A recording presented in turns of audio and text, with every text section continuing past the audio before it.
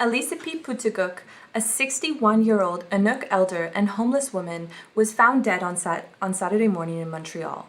She froze to death in a condo development near Cabot Square after being pushed out of Atwater metro station. She often spent her nights in Atwater metro station to seek refuge from the cold. Elisapie is not the first homeless person to freeze to death this year. In fact, Rafael Napa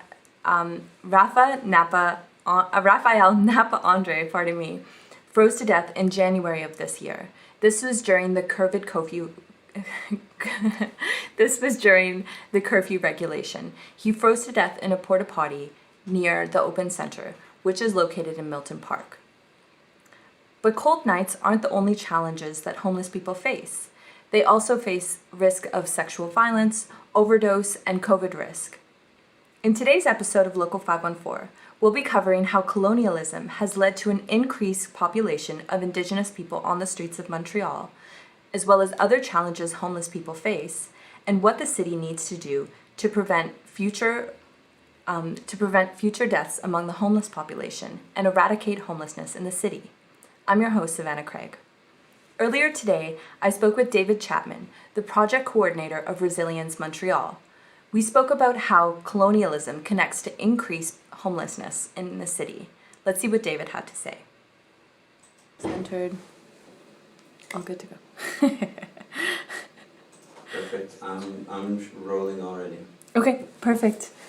David, thank you so much for speaking with me today. It's such a pleasure to have you. You're welcome. Thank you. Thank you for coming. So, Elisapie, she passed away in a condo development. This is after being pushed out of Atwater Station. I think that there is something to be said about gentrification and pushing homeless people out of, these neighborhoods amid rapid gentrification, condo developments, as well as limited spaces in shelters. What do you think about this situation? Yeah, well, as you point out, there's definitely a gentrification issue here. And there's a lot of layers to this story. So yes, there's the obvious layer of developers coming in and basically taking all the available land, driving up the prices and making it next to impossible for, for homeless to find an apartment at a reasonable rate, or anyone to find an apartment at a reasonable rate. And that's a factor. There's certainly, there's also the problem of, when Inuit come from the north to the south for healthcare treatment, often, unfortunately, this doesn't work well in the end for some. Now, many are fine. They get what they need and they return to the north. But unfortunately, there is also a pattern where some decide, hey, I'm going to go meet up with some friends downtown, and they end up staying a little longer. And unfortunately, there's quite a number that end up on the street, and on the street often for quite some time, and often in conditions that are not safe. In this particular case, there's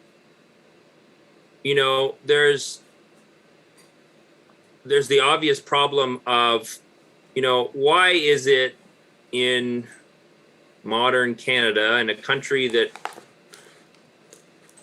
claims to pride itself on reconciliation, why is it that in this context you have one of the original inhabitants of the land, basically, you have an older Indigenous woman who's frail and living in pretty rough conditions and can't find a place to stay warm in the city. Mm-hmm. It's not like she's looking in the countryside somewhere where there are no warm buildings.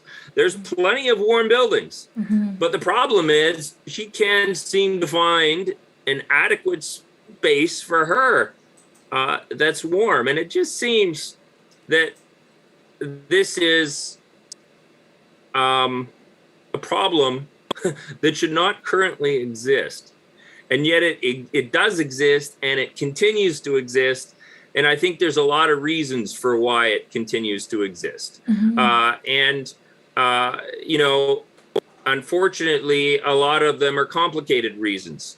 So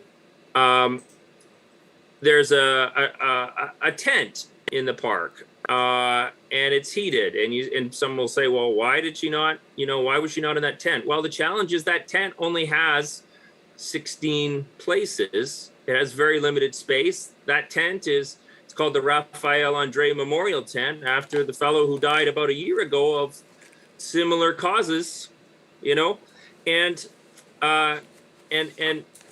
yet the folks who are running that tent will tell you, we need a building, you know, we need a structure that's more than a tent, that's larger than a tent, and that can take more than 16 people.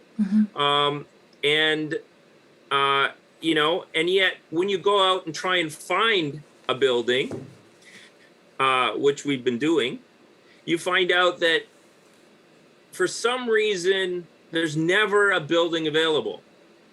That's strange, because condo developers seem to always find buildings.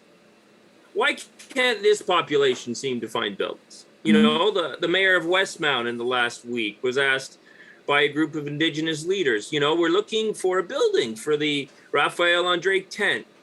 And the mayor of Westmount, Christina Smith, reported back, well, I'm sorry, we don't have a building available in the entire city of Westmount. It's funny, because when I go around Westmount, I see buildings, and some of them look vacant to me. And so this brings us to another problem, which is that it's more than just a problem with institutions. It's more than just a problem with local governments. There's a much bigger problem, and that is with individual citizens. The problem is, and no one really seems to want to say this, is that no one wants to live near a homeless resource. No one wants to have a resource for the homeless in their neighborhood. No one wants to make the sacrifices that might be involved in that. You know, when you enter the metro station, maybe the smell won't be quite as nice as some of the other metro stations, you know? And, you know, yes, you might have to look at homeless people in the neighborhood in which you live. And unfortunately, often in the wealthier areas, there's a bit of a sensibility of entitlement where, you know, people think, well, I pay a certain amount of money for property taxes, and I should not have to live and see homeless people. You know, I'm entitled to not have to see homeless people or hear homeless people or smell a homeless population or deal with any of the problems that are related to homelessness. And the problem is, yeah, I mean, that's a big part of the problem. That's one of the reasons why governments can't find buildings. No citizens want to live near these buildings, and they'd like to get reelected. You know, when we do think of situations where homeless folks are sleeping, you know, they're sleeping on the streets, they're sleeping in metro stations, I guess just reflecting on the numbers, you know, any given night in Montreal, there are 4,000 homeless people on the streets. This number has doubled since before the pandemic. You know, there used to be 2,000. I guess, do you have any sort of numbers or estimations in terms of, you know, how much housing there is currently in Montreal for the homeless population, and maybe more specifically that cater to, in particular, Indigenous homeless populations? Yeah, well, it's yeah, as you point out, that the numbers have definitely gone up in terms of the homeless population since the beginning of COVID, it's hard to know exactly what the very latest numbers are, precisely because they've been changing and changing in the wrong direction. But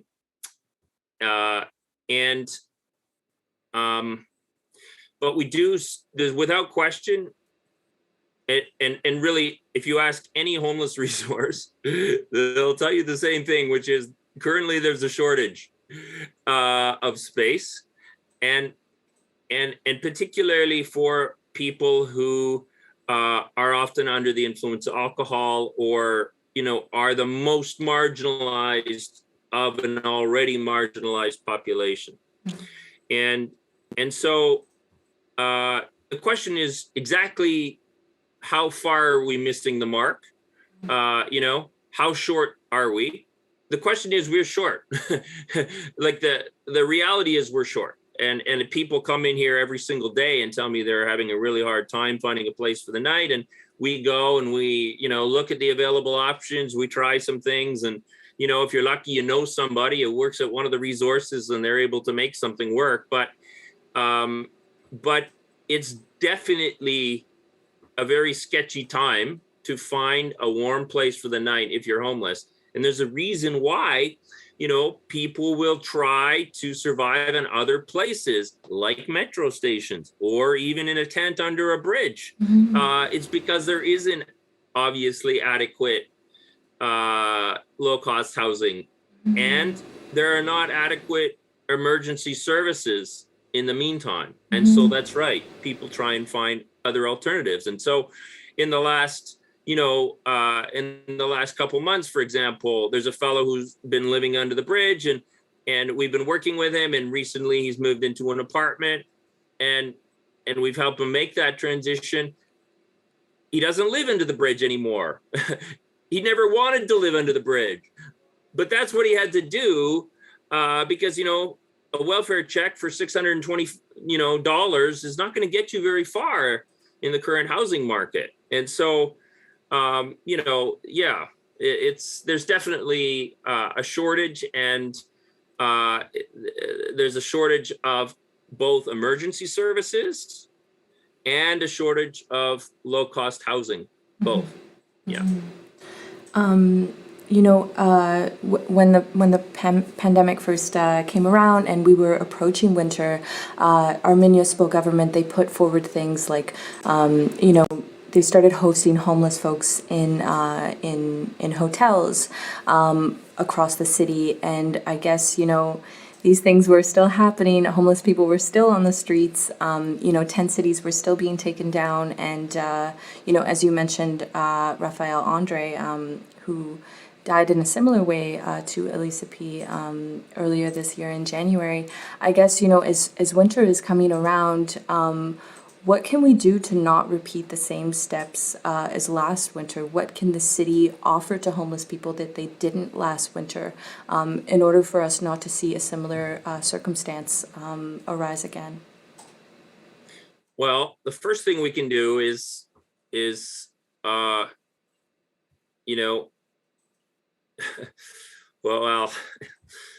truthfully, we need some more courageous citizens who will say, please put some homeless resources in my neighborhood. Lots of people will rally and campaign and say, and go after the, governments, but we need other citizens who will say, even more than that, put the resource in my neighborhood. I want to make the sacrifices involved. And I want to, work with a center or a low-cost housing development. And I want to be a responsible citizen. And I think one of the challenges is that there's a balance between individual rights and communal responsibility. Lots of people will say, hey, I have my rights, and they'll campaign on that one aspect, but they'll often forget that with rights and an understanding of what it is to be human, there's also a sensibility that we also have responsibilities, and responsibilities for the sins of the past even, and I think one of the things that's lost is, people will say, it's too bad that residential schools happened. It's too bad that, people lost their culture and ended up struggling with addiction and other problems that follow from that. That's really too bad, I wish, it wasn't that way, but it wasn't me who did it. It wasn't me. So I'm not really responsible for that.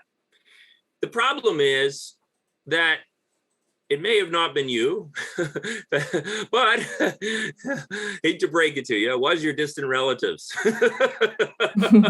Yeah. And, you know, if we are going to be good citizens, we have to start taking some responsibility for the sins of the past. Mhm. And that means that in the present, yes, we have to make some sacrifices because our ancestors contributed significantly to this, problem of modern day homelessness. And how did they do that? They eradicated a culture for over 100 years. And that led to suffering, and that led to addiction and violence and other problems. So why is there a concentration of Indigenous people on the streets of Montreal? It's not accidental. The reasons are very well documented. And so it is not responsible to say, I shouldn't have to look at homeless people. No, learn a little bit about the history of the country in which you live. There's a reason why you're looking at homeless people. And there's also a reason why you need to step up and be a good citizen. Just building on that, I do want to highlight in Milton Park, we do, especially along Park Avenue, we see a significant amount of homeless people just outside of the Open Door shelter. And a lot of these homeless people are survivors of the 60 Scoop. For those who don't know, the 60 Scoop is when Indigenous children were put in catalogs across the country and adopted by white families and moved to a different province, such as Quebec. So, it's really important to highlight colonialism and how these things do continue and contribute to modern day homelessness. I guess just sort of building on that, aside from Resilience Montreal and the Native Women's Shelter, are there other specific resources that are aiding and contributing to the Indigenous homeless community? Well, certainly, yes. I mean, there are resources spread throughout the city. You've just named one of them, and certainly, these are resources that are trying to make a difference. One other aspect of the problem, which perhaps I haven't highlighted, is that sometimes homeless resources themselves are not actually responsible in how they relate to local citizens. That is, sometimes homeless resources will pretend like we want to hear your ideas and we want to involve you in what we're doing. But when it comes right down to it, really don't want involvement of citizens and want to keep local citizens out of the project. And this often leads to tensions between homeless resources and citizens. And this is very much a reality. And has been a problem on the plateau in various places, and that is a problem of homeless resources not being responsible in their leadership. And it's not easy to work with neighbors and say, hey, can you tell us how to improve our services, and can you come and join our organization and maybe even join our board? Well, when it comes right down to it, often, homeless organizations are very much afraid to be engaged with local neighbors and afraid of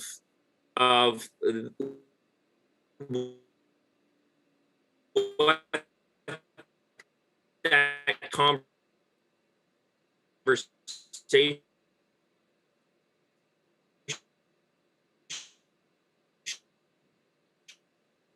might look. I'm so sorry, David, to cut you off. Our Zoom is being a tad this is a laggy. complicated, but I'm.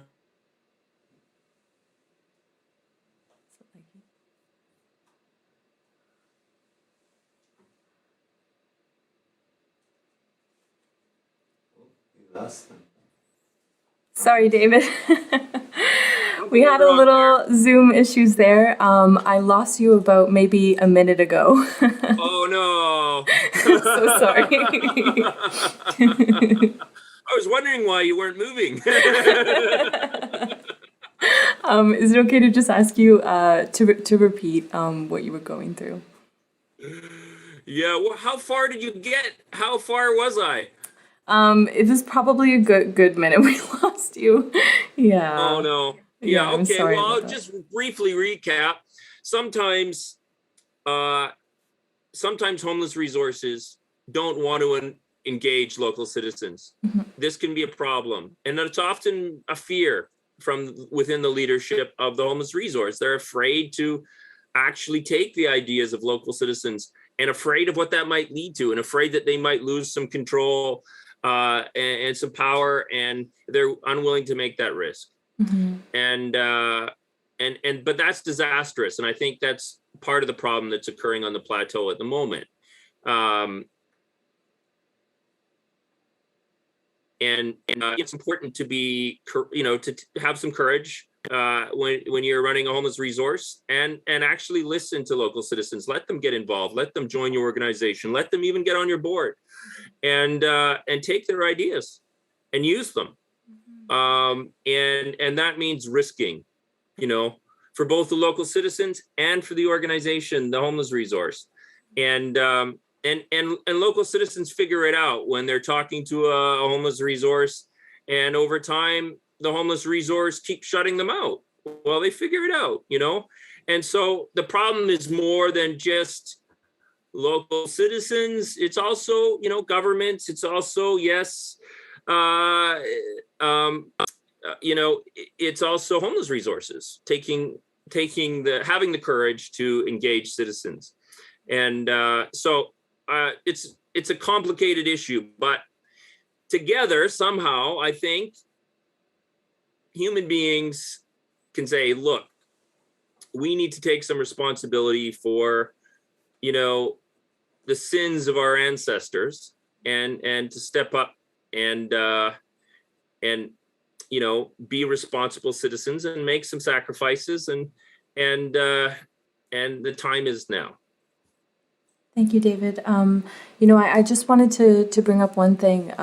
In an episode of Local 514 a few weeks ago, I spoke with Sam Watts, the CEO of the Open Hall Mission, who was discussing how, there is a complication in having, day shelters, night shelters, where especially during the extreme cold, homeless folks are having to move around, and, with COVID regulations in mind, this is not quite ideal. So he was really promoting, a 24-hour shelter service. What do you think of this? And, can we go further? Yeah, that's a good point. He's right. There needs to be, and also localized. And so it's not enough to just have a big resource right in the middle of the city that people have to travel to. That works great if you got a month-long Metro pass, but good bit of the homeless population don't have that. So you gotta think in real terms. And the truth is, there's a significant portion of the homeless population that aren't mobile, or very, very limited in their mobility. So you need 24-hour services that are scattered around the city, and that's a commitment. And I think it's yeah. I mean, that's definitely a commitment, and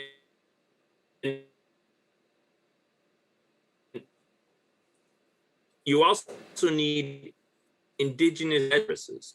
One exciting things about the Rafael Andre Memorial Tent. Hold on. I think did we lose our connection again? It's happening again. We just lost you when you were saying about the Rafael Andre Memorial. Okay. So one of the exciting things about the Rafael Andre Memorial Tent is that it's an Indigenous-led project completely.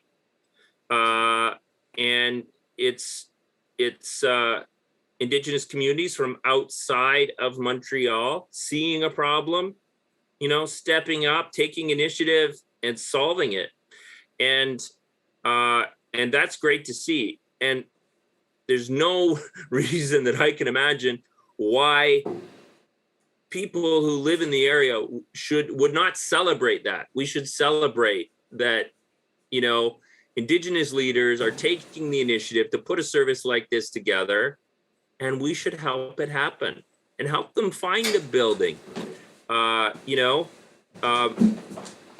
like it drives me absolutely insane to listen to some of the excuses that I have to hear,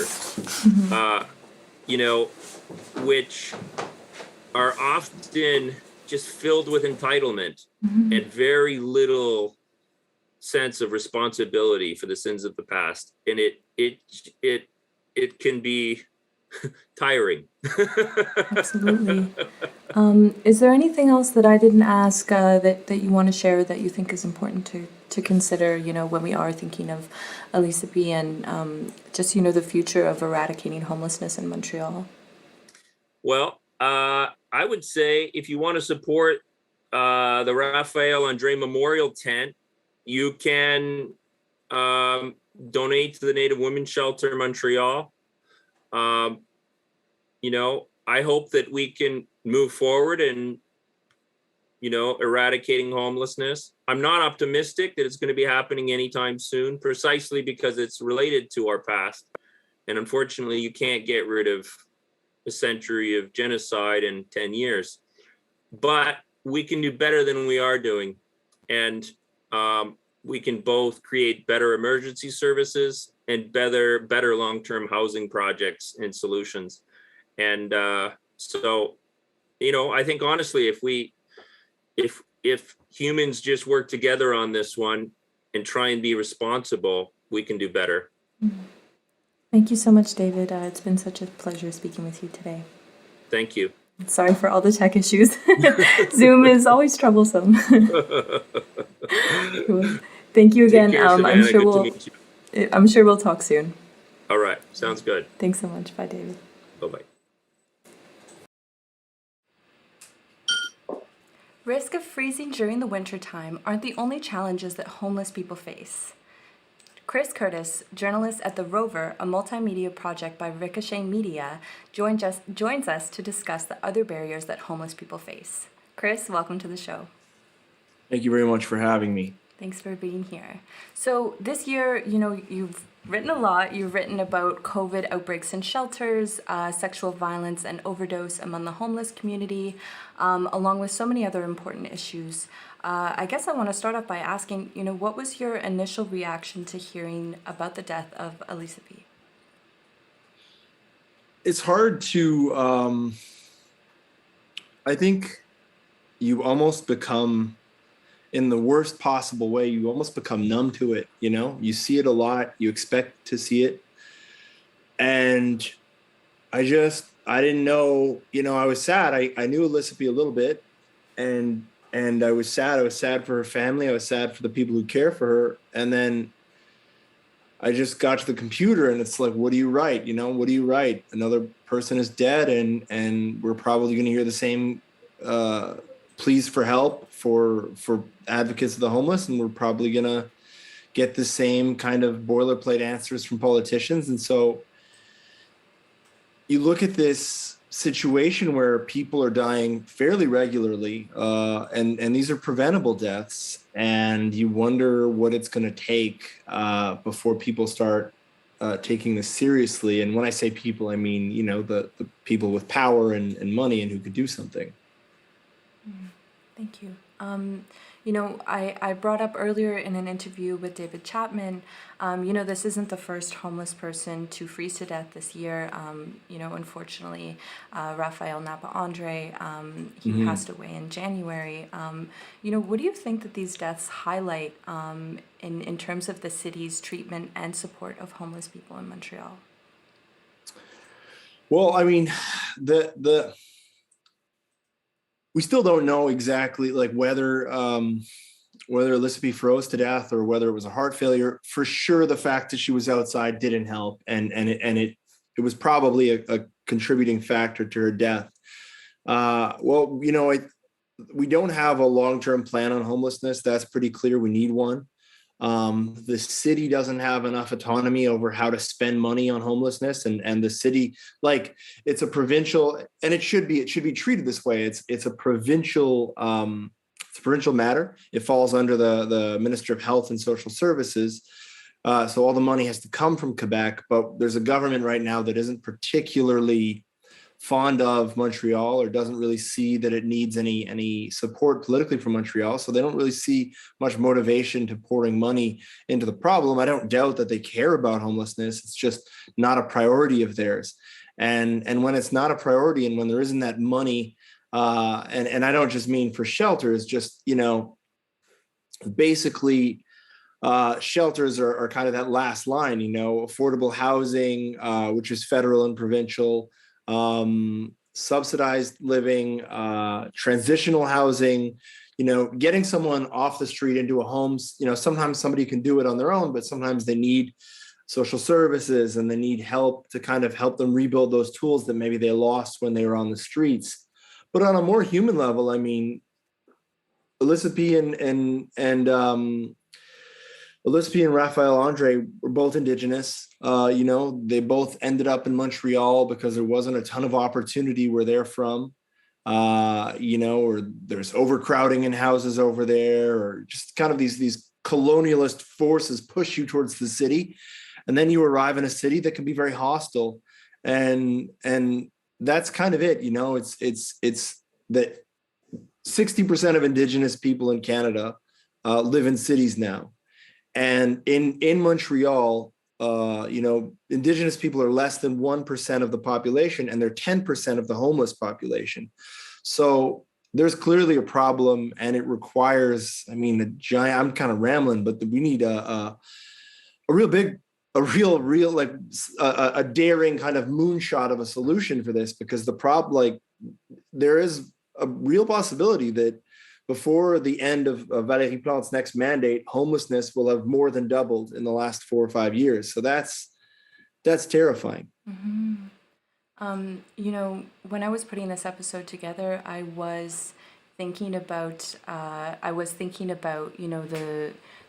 treatment of homeless people, especially comments made by the premier. I think before the death of Rafael, he was saying things like, in terms of exempting homeless folks from the curfew, he was saying, people can pretend to be homeless to exempt the curfew. I think his narrative did change a little bit after the death of Rafael, but this is the same premier who thinks that rent is $700 in Montreal. Just kind of given these comments, and, given your conversations with politicians, do you think that there's some sort of disconnect towards not only understanding what homeless people go through, what they need, but in particular towards towards Indigenous homeless people in the city? Oh, absolutely. I think, well, to begin with, that there is a kind of coldness, and there's an insensitivity on the issue of homelessness, but also on the issue of any kind of Indigenous, issue in Quebec.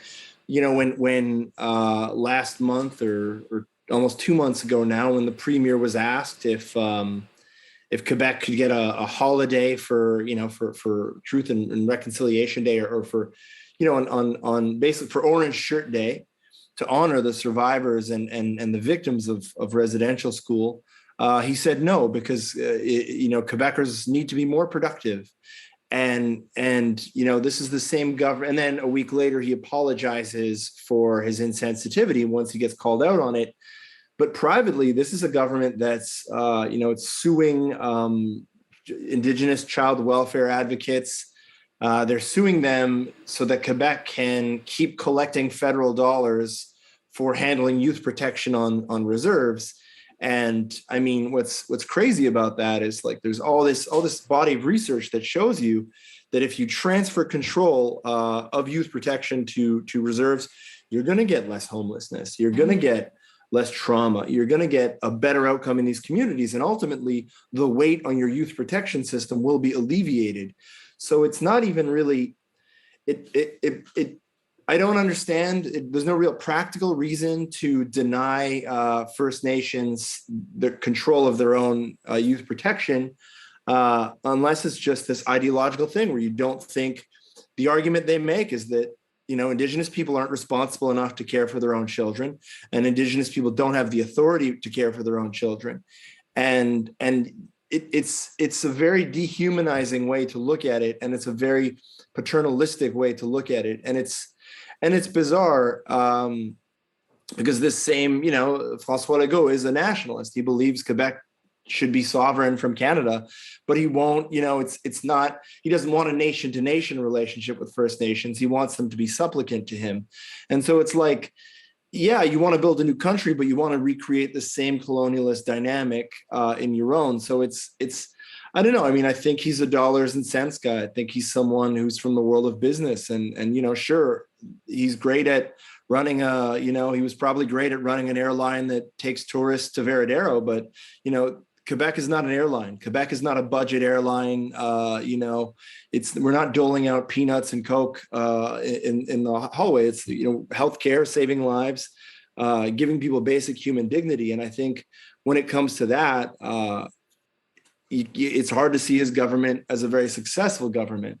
Now, that's not putting anyone else, taking, you know, anyone else off the hook. We're bad at it pretty universally across the country, but there's this kind of, that detachment probably comes from an ideological place, but also there are no CAC members of the National Assembly downtown. There are no CAC members of the National Assembly where any of these problems are happening.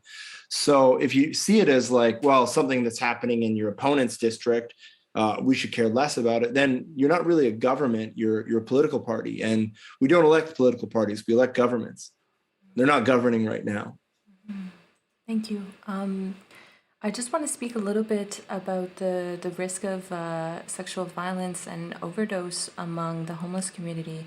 I guess, could you speak a bit on that, and maybe how the situation has developed over, I guess, since the pandemic has begun? Yeah, no, that's a really good question. Now the thing is, we've seen an increase in homelessness in Cabot Square, and then when the pandemic began and the curfew was implemented, and it essentially became illegal to be homeless after dark or after 8 o'clock or whatever, then a lot of women, vulnerable women, you know, were staying with either an abusive boyfriend or a pimp or someone who doesn't have their interest at heart and maybe abusing them. And that's one factor. But then the other is, I think the more license you give police to crack down on homelessness, the less that, you know, that trust, if was already really bad, but now that you just see this cop and think the only thing he's going to do is give me a ticket, you're not going to want to go to that person and report your assailant. You're not going to go and report a rapist to someone you don't trust. And so that definitely played into, you know, that was a dangerous thing to do, to impose the curfew on homeless people and homeless women in particular. With an increase of people on the streets, if we don't come up with a more humane and less judgmental way for people to basically have a safe place to stay overnight, we're going to see more people disappearing into the shadows. And when people go in the shadows, that's when there's a higher risk they're going to overdose. That's when there's a higher risk they're going to be physically or sexually assaulted. That's when they get more desperate and maybe shack up with someone that is dangerous. And perhaps finally, that, you know, that's when you have predators. You know, they pick their victims. They know that a certain kind of woman will elicit no response from the police or minimal response. You know, and they know, you know, that they're not going around Westmount and grabbing rich ladies off sidewalks. They're, you know, they prey on the vulnerable. And I mean, all of which is to say, the more you marginalize these people, anyone who's on the streets, anyone who's unhoused, the more you marginalize them, the more you put them in more danger. And you're going to see, you know, already we saw fewer and fewer people during the pandemic go to safe injection clinics. We saw fewer people use their drugs safely, and we saw the drug supply get tainted at the same time. with fentanyl, because this is a bit of an aside, but when the borders closed at the beginning of the pandemic, a lot of the smuggling routes also closed to bring in drugs. So big drug dealers, drug kingpins in Quebec started cutting almost everything with fentanyl. So cocaine, MDMA, drugs that you don't normally think might have fentanyl in them, fentanyl. And heroin became basically almost pure fentanyl. So what we have right now is a bit of a perfect storm. We have very dangerous drugs. We have policies that are discouraging people from using safe injection sites. We have policies that are keeping people in the shadows, and we have a government. And this is another aside. Last year, almost 2 people a day in Quebec died of a fentanyl overdose, and the government hasn't renewed a prevention plan. The government hasn't increased funding, despite a 30% increase in death. So, it's not a priority. But these deaths mean less when you don't really consider the people who died people. And I think that's kind of part of the problem. What do you think we can do moving forward that is not upholding the war on drugs, and not relying on the police force to, surveil us and mistreat homeless people? Well, there's a lot of local organizations that do, it's not hard to find a local safe injection clinic. If you look it up into Google, you'll find out where yours is. I believe there are 4 on the island of Montreal. There are some off island, or at least you can get safe materials. And the big thing is to get informed, know where the resources are, know where you can point people in the direction of the resources. If you live in a neighborhood where drug use is fairly common, you can look to these safe injection places. They might even be able to train you in how to use naloxone, which is a life-saving drug. And it sounds like a lot, but having that handy, having this little kit handy could save someone's life. So these are all little things you can do, but yes, get informed. And if you find out that maybe safe injection or some sort of resources for safe drug use are coming to your neighborhood, and you're not against it, then really make it heard that you're in favor of it. And because often we'll hear the people react who are against it or afraid of it, but we also need for people who care to show up and say, hey, I support this. I want this here. I want to make sure people don't die. And obviously every death is a death too much. Politicians say that all the time, but they really need to act on it. And unfortunately, we can't really rely on this government. So you kind of have to go to these smaller community organizations and figure out maybe how you can help, what they need. And in the process, you'll be meeting a bunch of really cool people, and you might even help someone get out of a really tough situation. Thank you. I just want to end on the note of kind of bridging this conversation to shelters, and the fact, there are some shelters that allow, substance use and some that don't. Maybe what are the barriers with the shelters that don't, and how can we protect homeless people that, do use drugs, all these substances? Well, that's a tough question, because I would imagine, there's shelters that look the other way, and there's shelters that are very strict about no drugs or alcohol, because they've had a history of, someone shows up and they're having a crisis and maybe they get violent. And I understand that, it has to be a safe place for everyone, and a lot of the domestic violence victims, their partners maybe were alcoholics, and so they don't want to be around people who are in that situation. So that's, a part of it is just, you're going to have shelters where it's not allowed. And I totally understand that. I believe Projet Autochtones du Québec has a wet shelter where you can drink on site, and there's even medical staff to make sure that you're okay. That's a hard one. That I think drinking and drugs and shelters is a very difficult and dangerous mix. And obviously, we're asking the people who run these shelters to make really difficult calls in really difficult situations. You don't want to send someone back out into the cold. And I think most of these places wouldn't. They just take the person in no matter what state they're in. It's just that they can't actively drink on the premises. So, I mean, again, I think this is a case of get to know your neighborhood. What resources are in your neighborhood? Where can you direct people when they're struggling?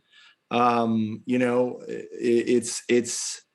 that's a beginning, but unfortunately, all too often when people see someone who's in crisis, the reaction is to dial 911, and that's not always the best situation. Sometimes the police get there and person doesn't want to see cops. It escalates, whatever. So it's unfortunate, but a lot of these people will still end up being either approached by the police or sent to the hospital, where maybe it's not necessarily the best place for them or the hospital. So it is hard, and it is also a matter of, okay, get to know where your resources are, who are the people to give you these resources. And I think ultimately in the end, the only solution is kind of housing for all, and that of course is not going to happen overnight. There will always be people who end up falling through the cracks and on the streets, and our job is to know what we can do for them. And obviously it's a heavy load to put on each individual, but we live in this society together, so let's all try and help each other out. Thank you so much, Chris. Is there anything that I didn't ask that you'd like to share? Things we should keep in mind? No, I would just say that, I hope people move forward with love and compassion in their hearts. And I really appreciate you, Savannah, and thanks for having me on. Thanks so much for joining the show. Always such a pleasure to speak with you, and hopefully talk to you again soon on the show. Absolutely. Thank you so much, Savannah. Have a great day. Thanks so much. Have a good day. Bye, Chris. Bye. Camera one. As Chris just spoke about with us, homeless people are at risk for sexual violence. Video journalist Aude Simon spoke with John Tessier of the Open Door Shelter, located in Milton Park. Let's go to the clip. There are people who prey specifically on Indigenous women and specifically Inuit women because they know that it's going to be close to impossible for them to be convicted. There's a hotel here on Park Avenue, close to Milton, where people were dragging Inuit women into the hotel and basically trafficking them. Putting them in a room and charging men to come in and rape them. The women would come, sometimes they would escape and they'd come running into the open door. I've chased people down the street that they said were assaulting them or trying to capture them. I'll flag down a police officer and point to the guy, hey, go get that guy. And they're like, oh, there's nothing we can do because the woman's too intoxicated to make a statement or whatever the case is. It's just, it's definitely an issue that needs to be addressed. There has been some progress. There's a sexual assault, a few good sexual assault investigators who've, started working with us, who have,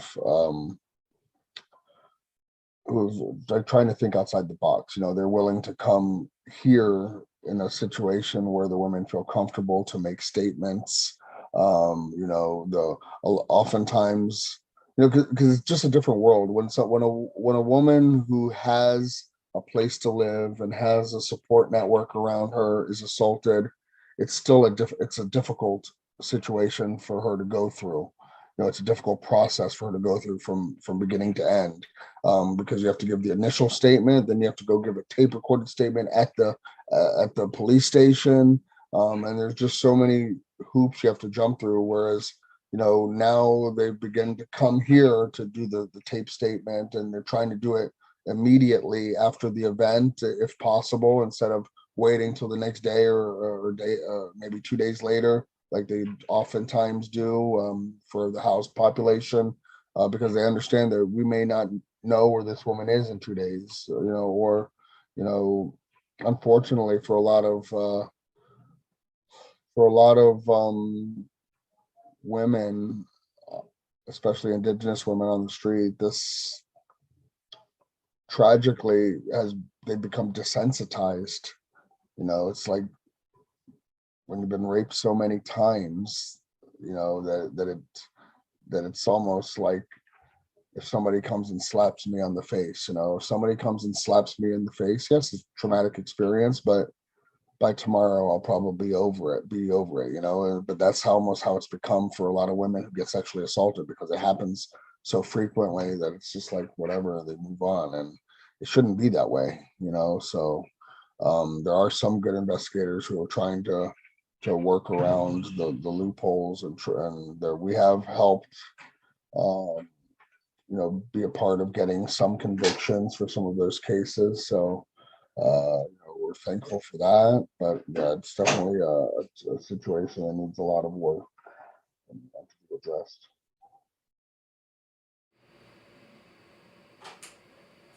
The police have been among the conversation as we're discussing homelessness in Montreal. So have they been connected to homelessness?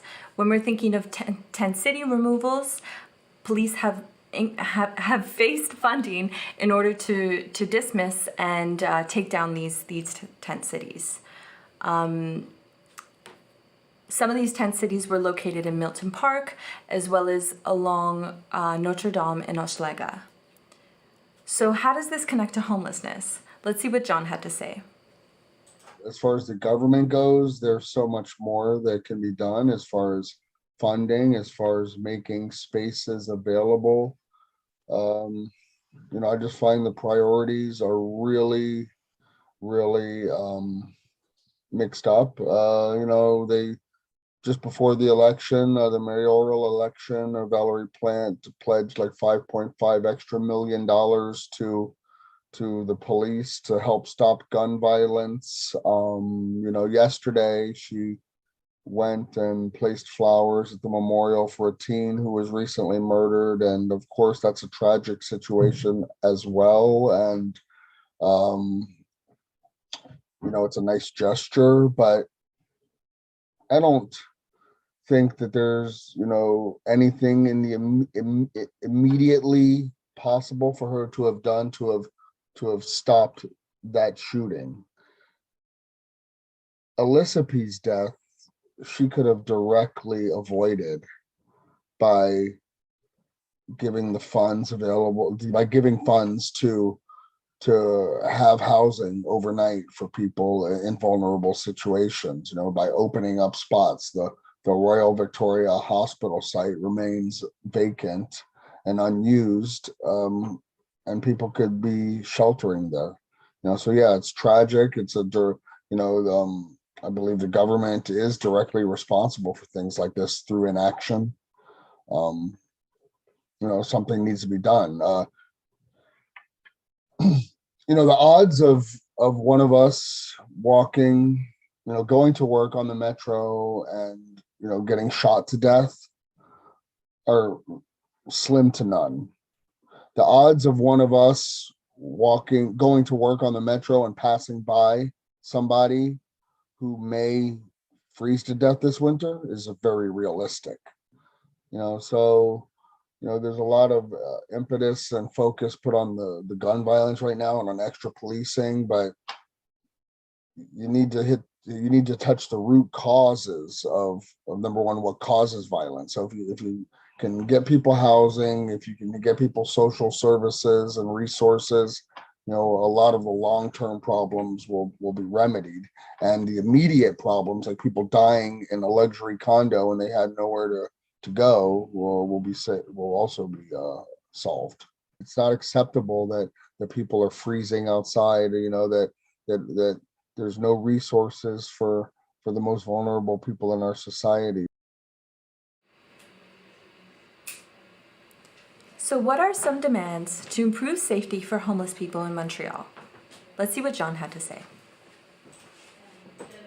Well, first and foremost, what they need to feel safe is a roof over their head in the winter during the night, which unfortunately many people are not able to have right now. I mean, there's a COVID outbreak going on in the homeless shelters right now, where like 5 shelters at least are not accepting anyone new. So we've been overwhelmed with with people that are coming here for the first time, and because of that, we have a maximum capacity due to COVID restrictions, and sometimes we have to turn people away. So the first and foremost thing that people need is somewhere to be.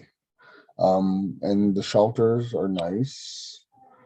They're helpful, especially on those cold winter nights. But what people really need is permanent housing, a permanent solution somewhere to exist and to be, you know, here in Milton Park alone, there's been what some people in the neighborhood will consider a crisis over the last year, especially since COVID has turned a lot of things on their heads, and it's made capacity restrictions, and it's created more mental health issues. There's been a lot, like in one day, the police and ambulance can be on this corner 10 times maybe.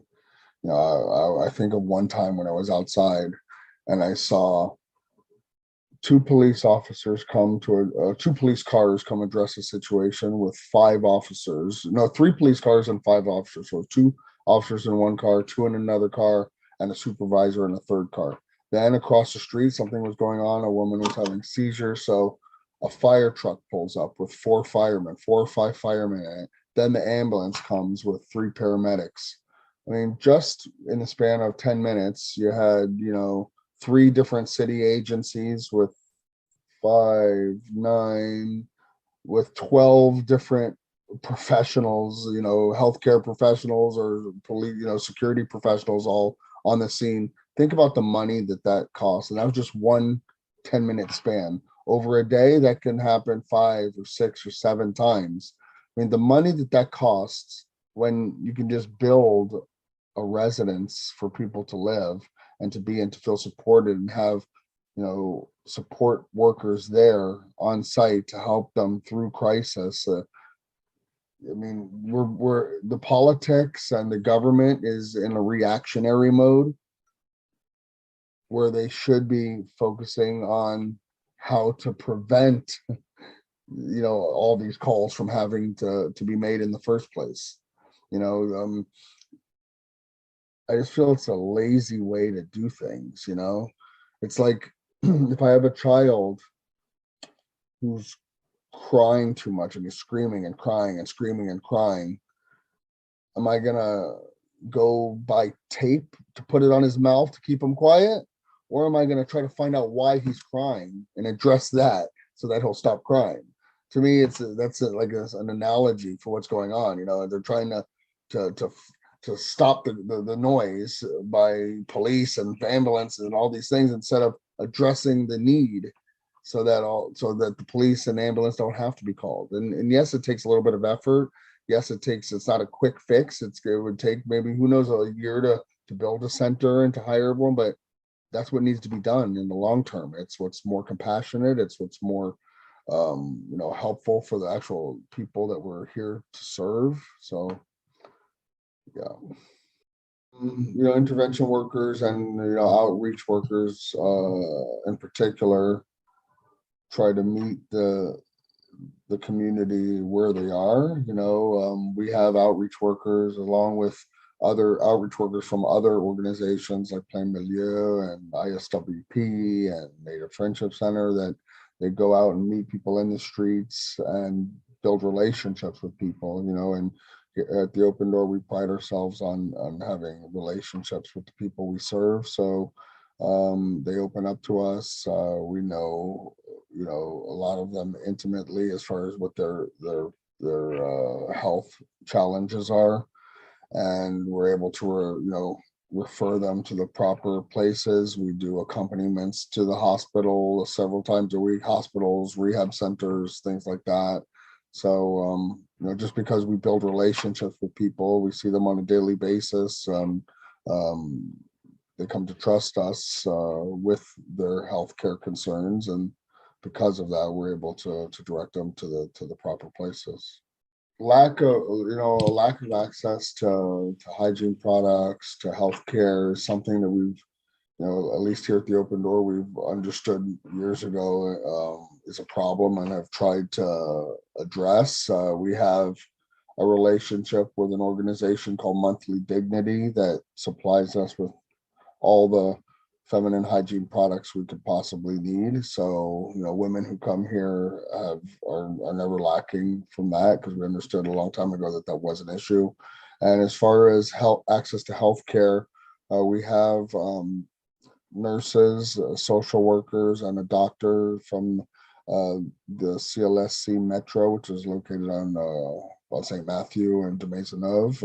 It's a Keep Connexion is the itinerant team that goes to different shelters and helps people, but also in cooperation with the McGill nursing students. They do a stage here every year, but now they've actually got funding for a program where they've hired an actual nurse who's going to come here twice a week, and will be here 2 full days a week. So that's just a blessing that we're really grateful for, and that's going to be starting the 3rd week of December. So we understood a long time ago that was an issue, and we've done everything we can possibly do to help address that. So what do Montrealers think of homelessness in the city and how it can be improved? Local 514 spoke to people on the streets of Montreal to hear their thoughts. Let's see what they have to say. There's a way how city has found ways and has found financial support for the investors who are coming in and redeveloping the city, right? But hasn't found a way how to help to the most marginalized and the most poorest, right? The people who actually have lost their jobs due to the changes of the economic landscape of the city. So yeah, I found that to be disgusting. The city and the federal government do have that form of financial infrastructure to actually help and deal with these structural issues, right? If they perceive that the question of homelessness and the question of Indigenous homeless people are something that is very relevant for the society, and we do hope they will deal with this. We just consistently don't house people, and even with this sort of new Vic project, they're taking something that was used as a shelter for unhoused people in the winter, and now it's just being given to a variety of interest groups like McGill also. So it's not super great. There's some community organizations nearby that offer shelter for people, but they're always full. So definitely not. Yeah, definitely not. The municipal government should be doing a lot more, and the provincial government could also help. People die in winter in Montreal who are left outside. It's not the same as sort of the West Coast where people migrate in order to avoid that. I remember last year a unhoused guy died in a washroom, a public washroom, while and he didn't have shelter, which was awful. No, it's really bad because we don't really treat it like a public health crisis when it obviously is. Should we not avoid people literally dying on our streets? There's a lot of good solidarity organizations in Montreal, which is nice. I wish that maybe they received more municipal support. And a lot of these organizations are advocating for the changes that we need to see on a larger level.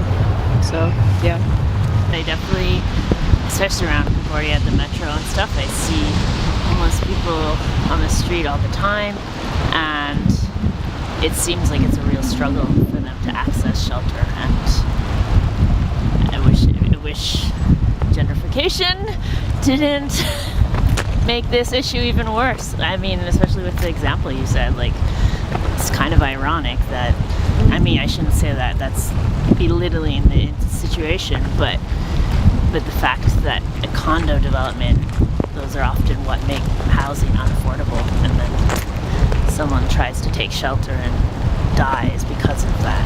When that's your only option, and then money isn't put into safe shelter, even just multi-use spaces. So we were talking about the Metro, why can't the Metro also act as a space for people to find shelter during the night? What is, we have this mentality of oh, homeless people are scary or dangerous or whatever, but in reality, no. In fact, probably people who are not houseless are more dangerous than the houseless population. And also maybe like in public space, I was having this conversation with someone last night, so maybe in public spaces, instead of just like putting a piece of art that is maybe like corporate or whatever, I mean, I'm an artist, so like whatever, but have that art be multifunctional as well, so it be both a piece that reflects like social values and social ideas, and maybe it's something that's bringing to light this issue to educate people, but also acting as like some form of shelter or some form of like way to kind of,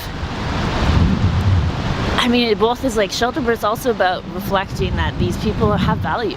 You know, this person who froze to death, like that's not okay. And the fact that they're homeless is usually because we say, oh, you're fucked up because you have an addiction. But like, addiction has nothing, like, that's a disease. It's not their fault. I would really appreciate if there was more awareness or understanding of like where we can call to provide support to people who are on the street. So I've seen people in like compromised situations on the street, and it was hard because like I wanted to support them, I didn't know who to call, and I don't want to call the police, obviously.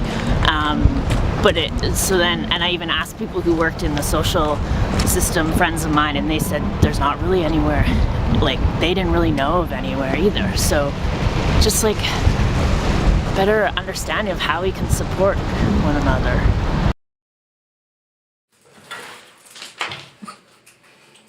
Thanks so much for tuning in to today's episode. To keep up to date to future episodes, follow Local 514 on YouTube and follow CUTV Montreal on TikTok, Twitter, Instagram, and Facebook. See you next time.